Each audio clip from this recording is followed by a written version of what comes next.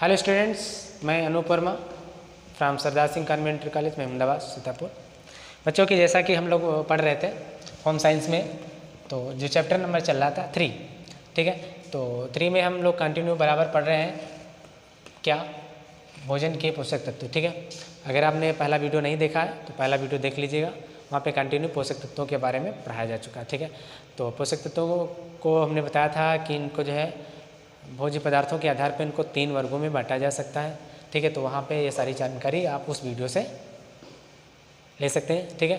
तो आगे हम बढ़ते हैं। आज इस वीडियो में हम आज देखेंगे कि जो हमारे पोषक तत्व होते हैं, है ना, वो कौन कौन से होते हैं, कितने भागों में इनको बांटा गया है, ठीक है, और हमारे शरीर के लिए किस प्रकार से ये लाभदायक होते हैं। तो ये सारी जानकारी हम आज इस वीडियो में देखेंगे, ठीक है। तो आइए देखें। लिखा है कि हमारे शरीर में या हमारे दैनिक जीवन में भोज्य पदार्थों में जो तत्व विद्यमान रहते हैं उन्हें हम विश्लेषण करके देखा गया है ना, विश्लेषण करके देखा गया। उनकी रचना रासायनिक अवयवों से हुई है जिन्हें हम भोज्य तत्व की संज्ञा दी गई, जिन्हें हम भोज्य तत्व या भोज्य तत्व की संज्ञा दी गई।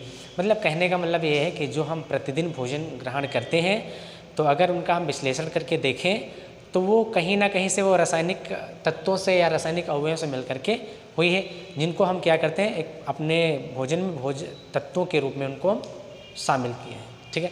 तो ये सारी जानकारी हुई।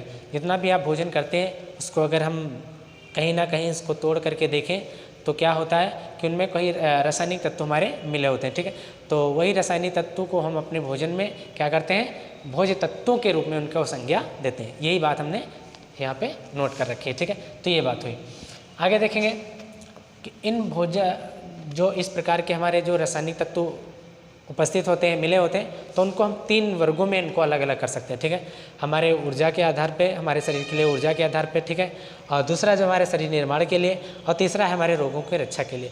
तो इनको हम 3 प्रकार से अलग अलग प्रकार से इनको पढ़ सकते हैं। तो आइए देखते हैं। जो सबसे पहला यहाँ पे पॉइंट दिया गया है वो क्या दिया गया है, यानी कि शारीरिक वृद्धि, विकास तथा गतिशीलता आदि कार्यों के लिए ऊर्जा प्रदान करने वाले, है ना, तत्व। तो यानी कि हमारे शरीर की वृद्धि के लिए, विकास के लिए, गतिशीलता के लिए और कार्य के लिए जो ऊर्जा प्रदान होती है वो हमको कार्बोहाइड्रेट और वसा से प्राप्त होती है। किससे प्राप्त होती है? कार्बोहाइड्रेट और वसा से प्राप्त होती है, ठीक है। तो जैसे कार्बोहाइड्रेट की बात करें तो गेहूँ है, चावल है, चीनी है ना, और वसा के लिए घी, तेल, तेली पदार्थ, जो ऐसे ये सारी चीज़ें जो होती हैं तो हमको कार्बोहाइड्रेट और वसा से मिलती हैं, ठीक है। तो ये चीज़ हुई।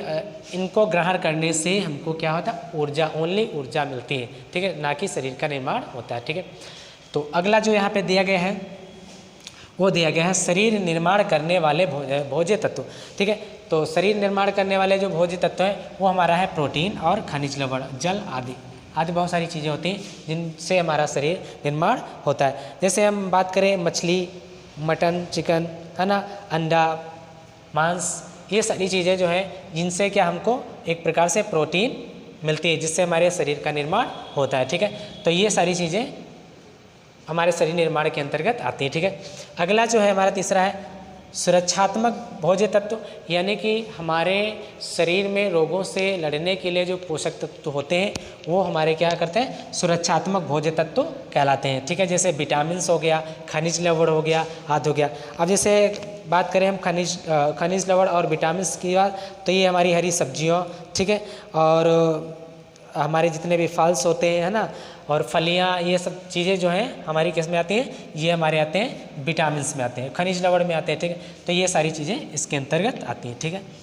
तो ये क्या करते हैं, हमारे शरीर के निर्माण का कार्य करते हैं, ठीक है।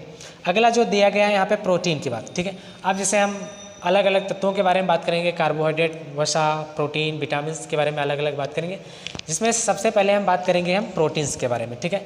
अब यहाँ पे कहने का मतलब है कि कार्बोहाइड्रेट, वसा, विटामिन्स, है ना, और ये प्रोटीन्स, ये क्या होते हैं, तो एक प्रकार से रासायनिक तत्व होते हैं जिनका निर्माण जो होता है हमारा carbon, oxygen, hydrogen, nitrogen, sulphur, है ना, फास्फोरस, इम्यूनो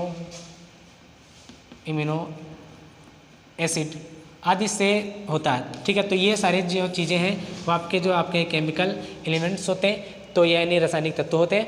तो ये इन्हीं चीज़ों से मिलकर के हमारे ये पोषक तत्वों का निर्माण होता है। इसलिए मैंने आपको बताया था, क्या बताया था कि हमारे दैनिक जीवन में भोज्य पदार्थों में जो तत्व विद्यमान रहते हैं, यानी कि जो भी हम कुछ खाते हैं उन पोषक तत्वों में जो विद्यमान रहते हैं उन्हें विश्लेषण करके हमने देखा तो उनकी रासायनिक जो रचना होती है वो रासायनिक अवयव, यानी कि उसमें जो अगर आप उनको अध्ययन करके देखें तो उसमें क्या होते हैं, उसमें सभी रासायनिक तत्व उपस्थित होते हैं जिन्हें हम क्या करते हैं अपने भोजन में या अपने भोज्य पोषक तत्वों की संज्ञा दी गई, उन्हें हम क्या करते हैं, उन्हें भोज्य पोषक तत्वों की संज्ञा दी गई। यानी कि जितना भी आप रोज ग्रहण करते हैं उसमें रासायनिक तत्व या अवयव उपस्थित होते हैं। ठीक है, तो हम सबसे पहले बात करेंगे प्रोटीन की। तो प्रोटीन जो हमारा कार्बन है, हाइड्रोजन है, ऑक्सीजन है, नाइट्रोजन है, सल्फर फास्फोरस है और एमिनो एसिड है। तो ये सब क्या होते हैं, ये सब मिलकर के हमारे प्रोटीन का निर्माण करते हैं। तो प्रोटीन जो है क्या, प्रोटीन एक ऐसा तत्व है जो शरीर को नाइट्रोजन प्रदान करता है। कभी कभी आपके कंपटीशन एग्जाम में पूछा जाएगा ना, तो वहाँ पे आप बताएंगे कि जो है नाइट्रोजन, शरीर को सबसे ज़्यादा नाइट्रोजन जो हमको प्रोटीन से ही मिलती है। ठीक है, अब प्रोटीन को भी हम क्या करते हैं, हम दैनिक जीवन में तो ग्रहण रोज करते हैं, लेकिन प्रोटीन के भी कई टाइप होते हैं। जैसे हम आपको बता दें, एक होता है पूर्ण प्रोटीन। क्या होता है, पूर्ण प्रोटीन। ठीक है, तो पूर्ण प्रोटीन का मतलब होता है कि यहाँ पे अमीनो एसिड, ठीक है, अमीनो एसिड जो होता है, एमिनो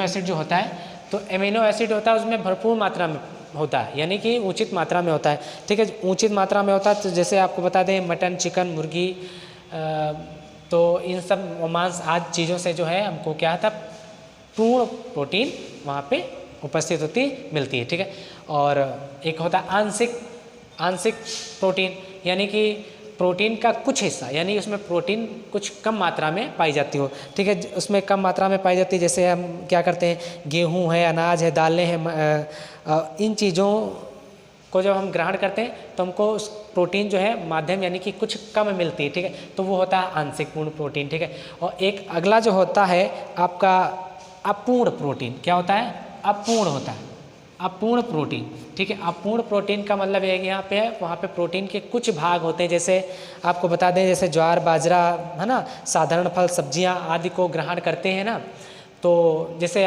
हम लोग डेली लाइफ में यूज करते हैं। ठीक है, उसी को हम कह लीजिए, तो वो क्या होता है कि अपूर्ण होता है वो, वहाँ पे प्रोटीन यानी कि एमिनो एसिड बहुत कम मात्रा में होता है। अच्छा, बहुत कम मात्रा में जब होने के कारण जो है हमारा शरीर जो है वृद्धि विकास नहीं कर पाता। इसलिए आप देखते हैं कि जो ज़्यादातर जो है इस तरह से साधारण फूड या भोजन का उपयोग करते हैं तो ज़्यादा ताकतवर या आप देखेंगे ज़्यादा बॉडी बिल्डर नहीं होते। तो ये सारी चीज़ें होती हैं क्योंकि इनमें क्या होता है, अपूर्ण प्रोटीन होता है ना। और अगर बॉडी बिल्डर बनना है या शरीर का निर्माण करना है तो वहाँ पे पूर्ण प्रोटीन का निर्माण करें, यानी कि जैसे है आपका मांस, मछली है ना, और मटन, चिकन, इन सब चीज़ों का उपयोग करें तो वहाँ पे आपका शरीर जो है वृद्धि और विकास करेगा। ठीक है, तो ये इतनी सारी बात हुई। ठीक है, तो ये चीज़ें बात हुई।